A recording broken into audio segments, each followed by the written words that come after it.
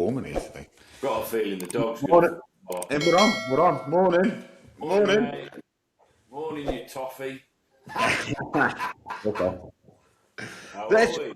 the things I do for my art. Isn't that what somebody commented on one of the posts? It's gone a bit fucking mad, hasn't it?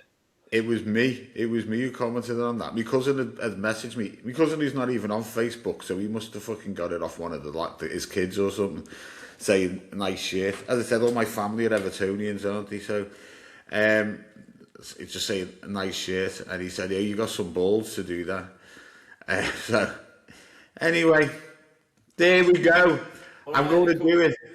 I had a couple of people, Sue Cash, who's Jane's mate.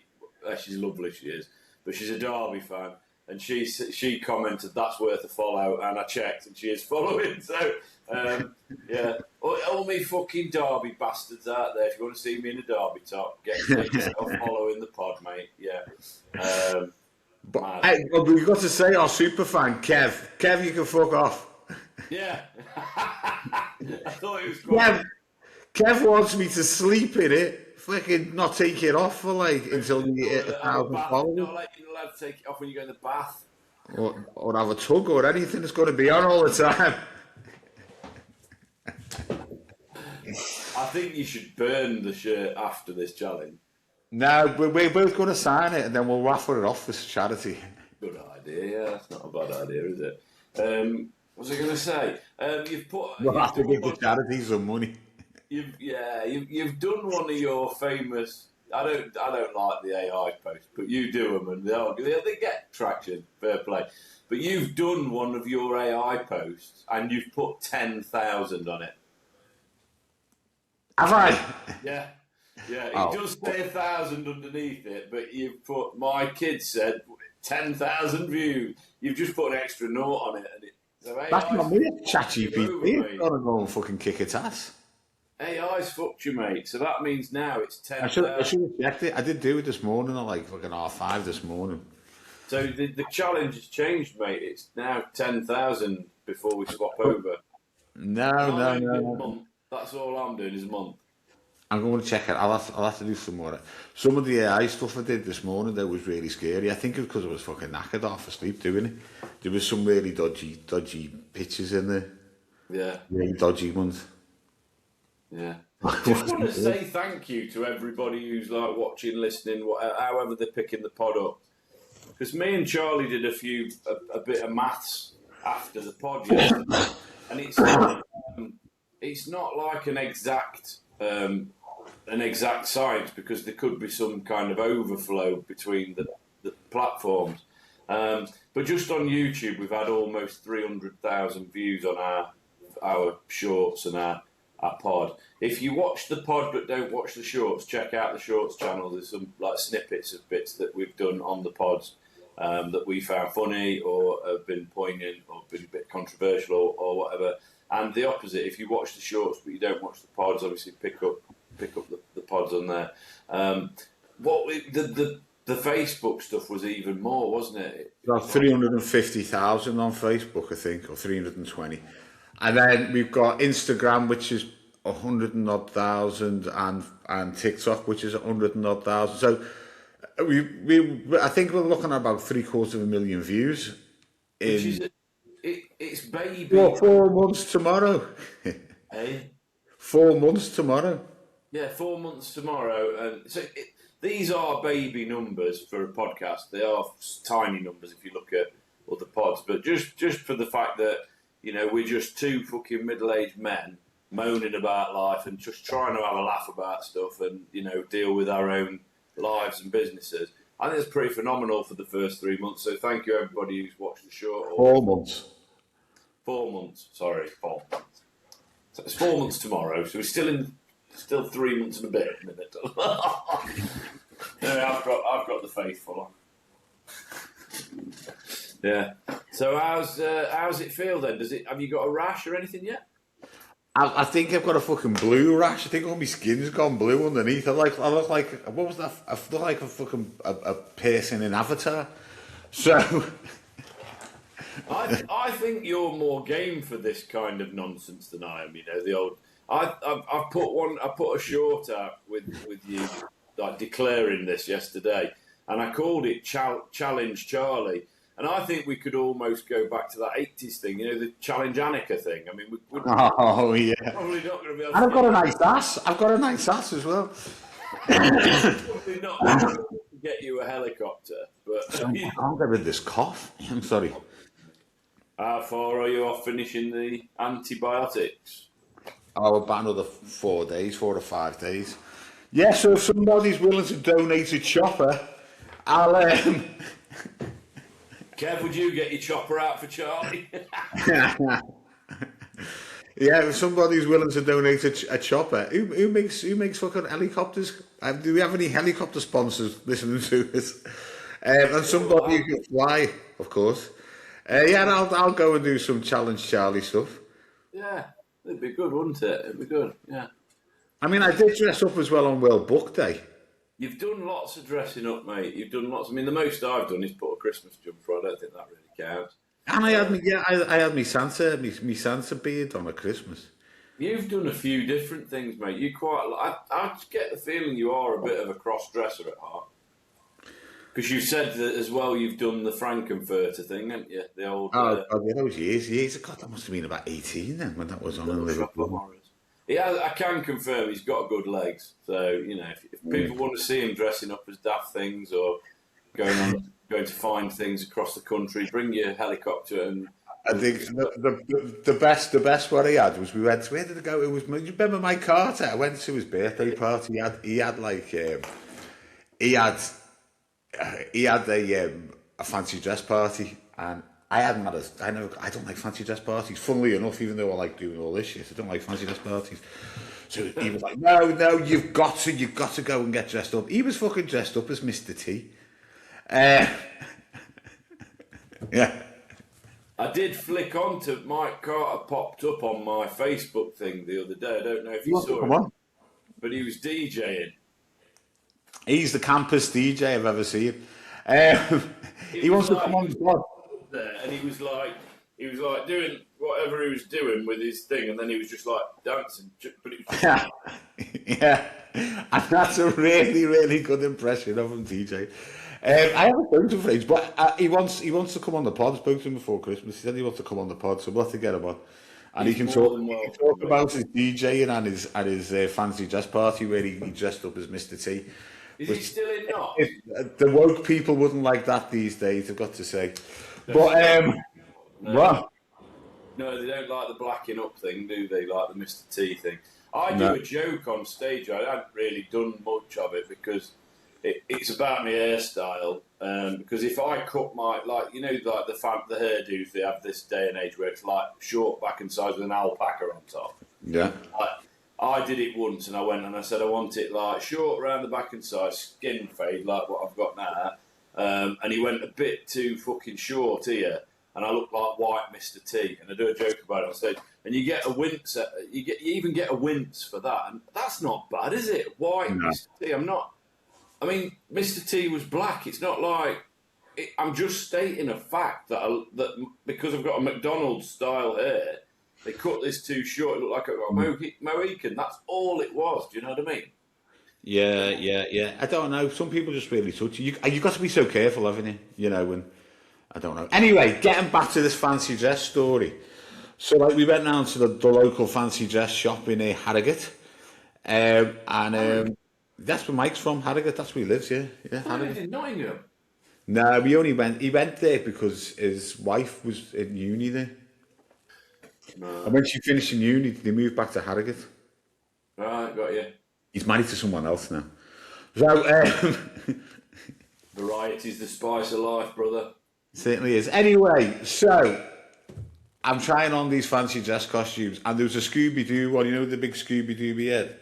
The big Scooby-Doo head. I'm trying to, because I'm 6'4", aren't I? I'm trying to get it on, and it's cutting me in half. You know, when I got the head up. Like, Mike's going, "Oh, you look boss." I said, "I can't fucking walk around in this all night, mate." It was doubled over. It was slicing me nuts in half. So anyway, I had I ended up going as an Evil Knievel Elvis Presley type person. It was the only thing that would fit me in the fucking fancy dress show. It kind because I don't know, like when we were younger, like I don't know about you, but the whole point of going out for me, I've never done fancy dress. The only fancy dress I ever did, we did the Ripley Barrel Hall, and we came second. You had to carry like barrels round town, and you had to go in a pub and drink a pint or half a pint, and all these things. We came second, and we dressed as pirates. But that's as much as I've ever done. I've never bought into like getting dressed up New Year's or any of that shit at all. But the whole point of going out when you were younger was to get twatted and hopefully finger a bird. And if you're wearing a Scooby-Doo outfit, that's going to be hindered. Yeah. So if I laugh too hard, I cough at the moment.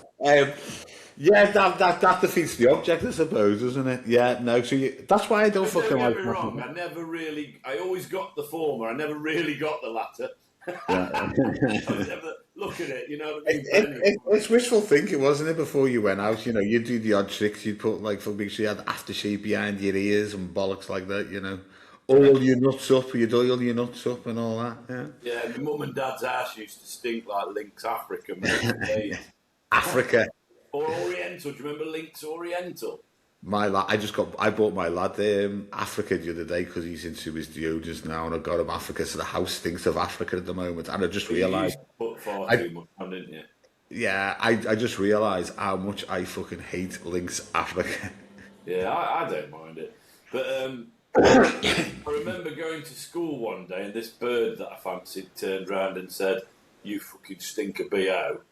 So I got my mum to get me some deodorant, and the following day she said, "Fucking hell, how much of that stuff have you put on?" It's like, you can't win, can you? It's like one of the things we had to do. Going back to Mike Carter then, because like he was playing his trance music the other day. It was all right. It was like quite nice. I put it on while I put my clothes on to go to acting class. It was all right. I'm not into that kind of music per se. So because one of our best videos on Facebook was Big Sean giving us his best band. Not going to go through 5 because Sean had 5, but who's your kind of favourite band? I don't know. I think it's at the time where you are. You know, when I was younger, I was madly into U2, and like the stuff like the Cult, you know, Joy Division. There's all sorts of there's music. I'm so eclectic on my on what I actually like. I mean, at the moment, you know, it's sort of like the Foo Fighters. I like the Foo Fighters. I'm going to go and see them. I'm going to see them in a couple of months. Was it your nephew got you that or something? Yeah, my nephew got me the tickets. I need to pay him for it, actually. He reminded me. He said he's getting me a present, but I'm going to pay him for it. We're in Everton, Top, when you go. It's in Anfield. Do it. Mate, challenge Charlie. Challenge Charlie. They're blue noses. Challenge Charlie, mate. This could be a viral video. But I think it's you know, whatever you're into at that stage in life. I remember when I was going through a real bad bout of depression, I was madly into the Joy Division. I think that just fucking massaged my brain nicely. Ian Curtis, you know, doing all that shit to me head. You're right. Yeah. It is like I remember when I was a kid, and I still love I love like the 60s and 70s music. Yeah. And I'm most of it, not like any particular genre. I mean, like somebody said to me, who would you prefer, the Beatles or the Stones? And I was like, I like both of equal measure. I wouldn't say I like. I mean, I prefer kind of the rock music style. So I suppose from that perspective, the Stones. But they were both great bands in my head. One of my favourite bands of all time that has stayed with me for absolute donkey's years since school, and I've been to see them 6 or 7 times, is the Levellers. Yeah, they were all right. I never got into the Beatles until I was older. No. Only like in the last sort of like 5-10 years, I really got into the Beatles. I think you more or less have seen that Let It Be documentary. Have you seen that on Disney Plus? I think so, yeah. It's amazing. Absolutely amazing. Where they do their last gig on the roof of the Apple Studios in London. I'll have to rewatch it. I think I have watched it. It goes on for about 8 hours, but that's amazing. But you know, I mean, I've got my kids listening to the Who, to I love the Who. Thin Lizzy, Yeah. Thin Lizzy. You know, I think we're a bit similar, mate. I think we're very eclectic. I mean, one of my favourite moments in time, like pop, is when me and you used to go and double up on Winderleys, and you used to get your Doors tape or CD on. yeah, the Doors, and that all the way to the fucking lead. It was great. I love the Doors. That's a band that, like, if you were to that'd be in my top 5. If you could go and see any band, it doesn't matter dead or alive. The Doors would be one of them. Hey, that's what we'll have to do. That'd be a good one to do one day. Dead or alive, who would you want to go and see? Yeah. I mean, I'd love to go and see NWA. NWA. I mean, I love the NWA stuff. I love it. NWA? Yeah. Don't know who they are. You know, fuck the police. Hip hop. Oh, yeah. Yeah. Anyway, talking about documentaries, mate, did you watch? We talked about the manosphere documentary. Oh, yeah. What, on Netflix? Yeah. And you know what? I love Louis Theroux. I probably watched all of his stuff. I think he is an amazing interviewer and documentary maker.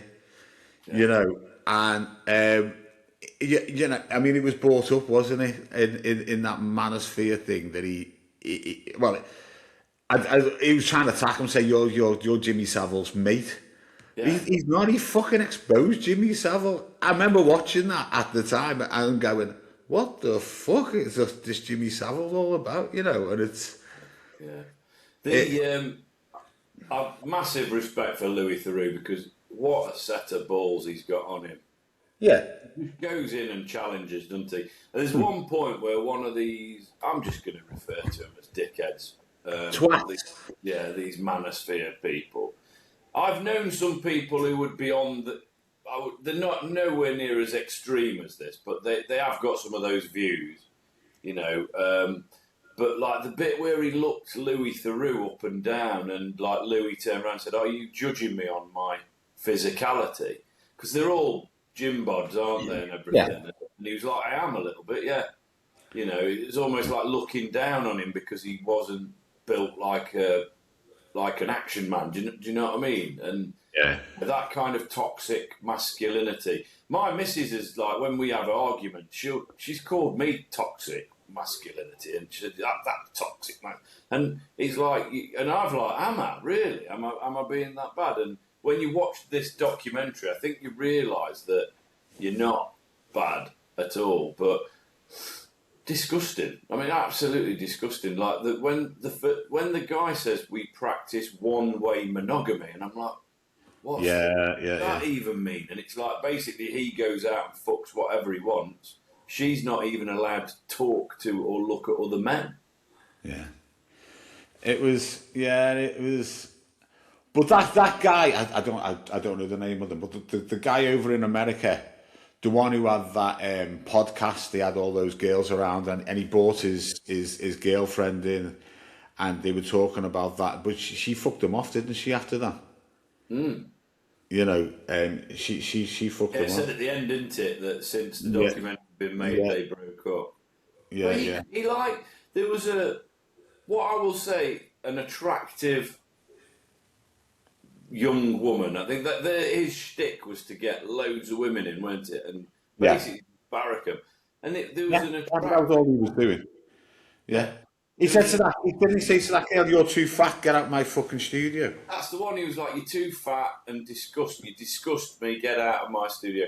And she was really, really attractive. Do you know what I mean? It wasn't like...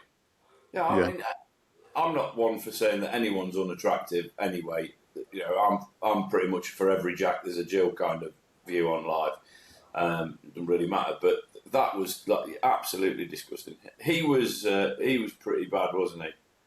But you know what? All the controversy. I mean, the shithouses. They're all fucking shithouses. they're being controversial because it gets them views. It gets them, unfortunately, this is what social media does. They're all trying to sort of like partner themselves up with Andrew Tate, aren't they? Because he knows he gets fucking loads of views. They're all trying to do that. But the worrying thing about that is when they're walking down the road, when they're walking through New York or wherever they were in America, or even in Marbella, the young kids, they'll come over to them and say, "Oh yeah, you're my hero," and stuff like that. It's scary. Yeah. It's fucking scary. They're influencing this younger generation. It's fucking crazy. And they've got no morals about it, have they? No. That guy in Marbella was saying, "No, I'm not homophobic," and then the next minute he says, "I'll disown my kid if he was gay." And it's He said that's not homophobic. yeah. Not. I felt sorry for his mum. I mean, and she has to defend him, doesn't she? Because you would do it to your child. You defend your kids, don't you? When I've forgotten the bit they were talking about, and Louis started talking about his criminal charges in the UK. Didn't he have an accident and went on one? And at the end, it said he got 12 months suspended sentence. Yeah, but when his mum said, if you're going to talk about that, we're going to have to end the interview. So she had to stick up for him at some point. But I felt so sorry for her. You could tell that she was just like, the stuff that you say about women and the way that you live your life, it's not right. And there's it's like a pyramid scheme, though, isn't it? It's like we talked about the cult, animals most likely to. Oh yeah, penguins. Yeah, penguin. But it was like Andrew Tate was kind of the top of that pyramid, wasn't he? And then you got the guy, and he was like, "I'm doing this, and if people sign up for this, I get so much of this." And I'm going to be honest with you. I've been I've signed up for these kind of things before and lost money through it. And Louis Theroux loses £500 on the show. He signs up for one of these guys' trading platforms, and he literally puts £500 in. And by the time that he's finished filming the documentary, he's virtually got no money left. But when you think about it, it's obvious because it's like you pay X amount. I mean, I was in one of these things. I won't mention any names or anything like that, but I was in one of these affiliate marketing programs. And I don't know how I was so thick to not realise that I was in this, because it was like I knew how much I earned if I got somebody to sign up to this program, and I knew how much I'd get if I got someone to sign up for that program. And it was like the lion's share of what they pay goes to the person who sells it to them. Yeah. You know what I mean? And I used to think, there was a point in time when we were selling windows where I thought, I feel a little bit immoral, and I always used to dump it. If we got a pensioner or anything. Oh yeah, I'd dump it on a pensioner. I'd never. And you know what? That was the thing with them. They really wanted it. They wanted that sale, didn't they? Yeah. And I couldn't do that to a pensioner, and I've always had a thing with pensioners since then. I'm a big, when you were fucking slating them a couple of months ago. Well, they stopped sending me on pensioner leads in the end because I just didn't. I didn't even try. I either didn't try to sell it, or I would literally drop the price as low as it could possibly go. But it's like almost that is in my head completely moral in comparison to what these guys do out there, because sell a program to somebody else and you'll get this amount of money, and then that person joins the program to then sell the program to somebody else and they'll get a bit of that. And it's just like there's only like the people at the top of the pyramid that win, and I think that's mentioned in the Manosphere documentary. It was just the blatant disregard for humanity that stuck in my head. Going out, and they were doing I don't know if it was paedophile hunting that they were doing, but they were just beating random people. Oh yeah, they beat that guy up, didn't they? Yeah, and it's like I don't know what that was about. How are they not behind bars? It was bad. There's elements of this random to some of the courses that I've been on, and I'm not saying that they are as they're nowhere near as extreme as what that Manosphere documentary. I think they've picked like the worst case at the top of the pyramid.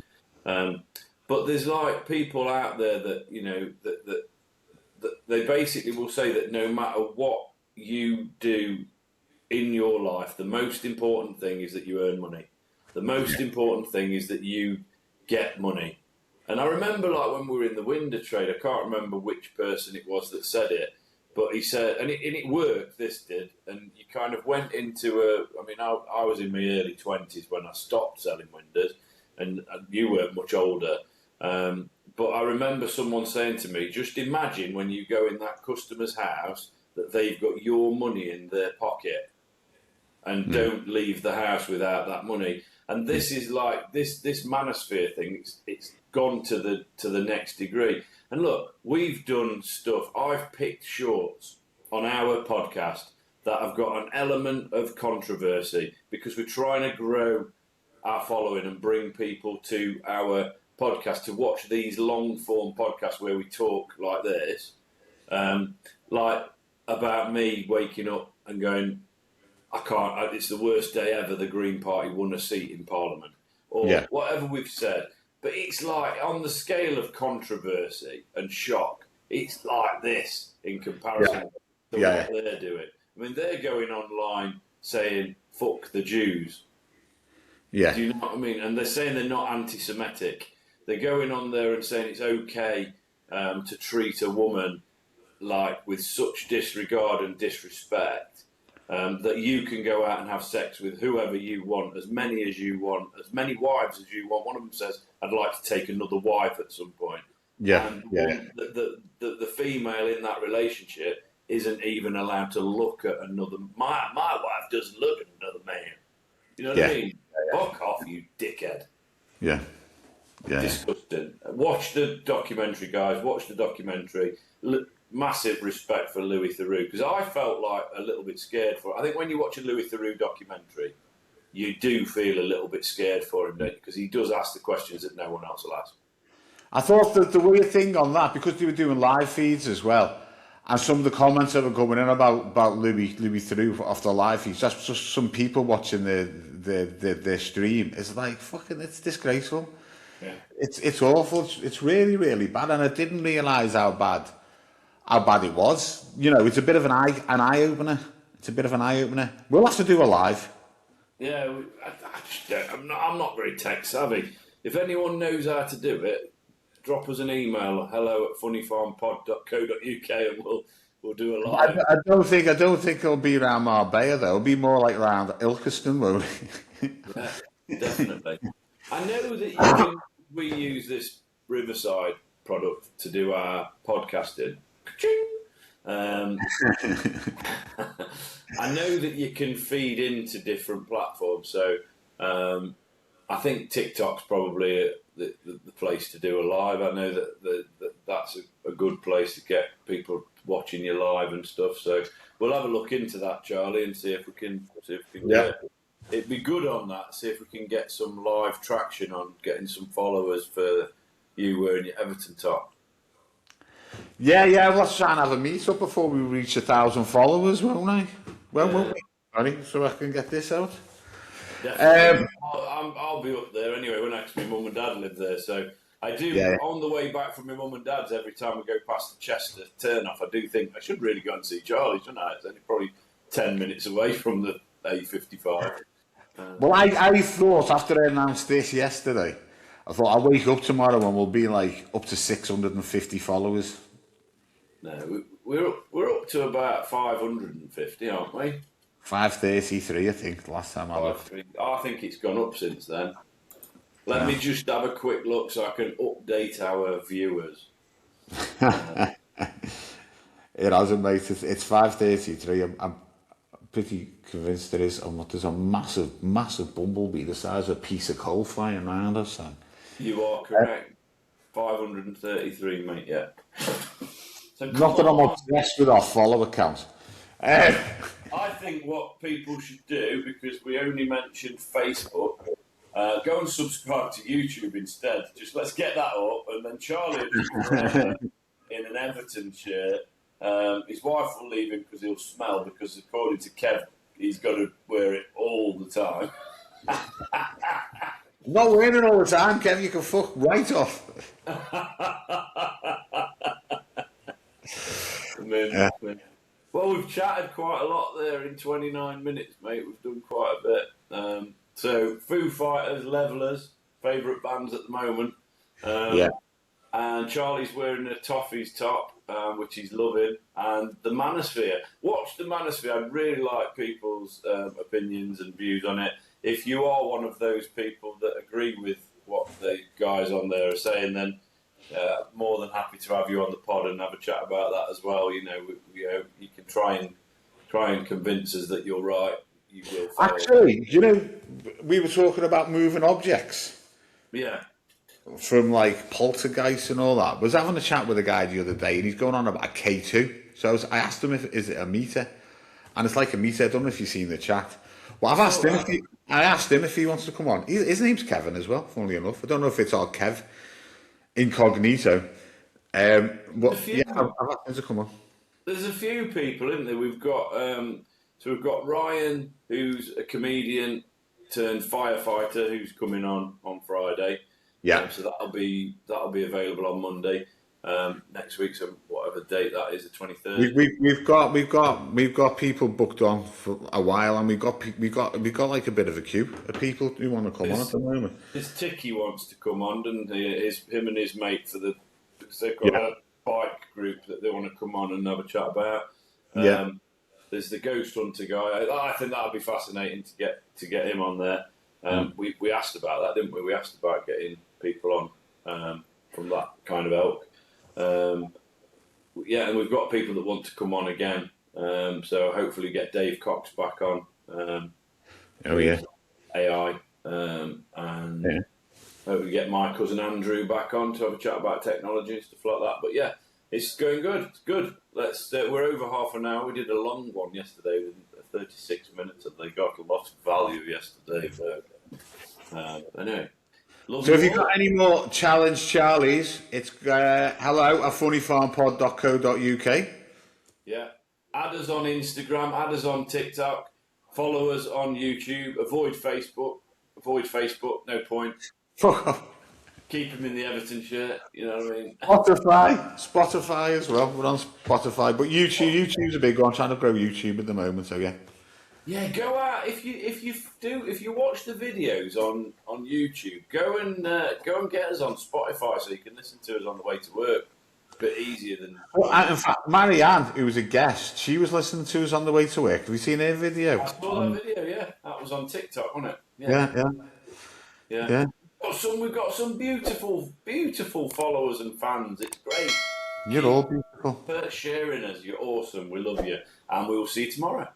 See you guys.